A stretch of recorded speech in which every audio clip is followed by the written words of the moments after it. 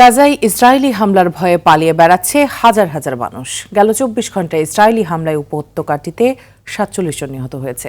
নগদের কাছে সব গ্রাহকই প্রিয়, তাই তো সারা দেশে ক্যাশ আউট চার্জ সব।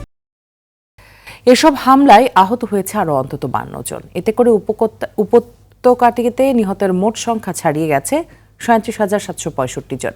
উদ্ধারকারীরা পৌঁছতে না পারায় এখনো অনেক মানুষ ধ্বংসস্তূপের নিচে এবং রাস্তায় আটকে পড়ে আছেন বলে জানায় গাজার স্বাস্থ্য মন্ত্রণালয়।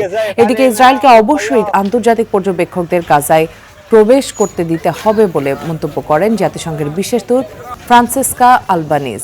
এছাড়া যুক্তরাষ্ট্রে জো বাইডেন ও ডোনাল্ড ট্রাম্পের নির্বাচনী বিতর্কেও আলোচনা হচ্ছে ফিলিস্তিন নিয়ে।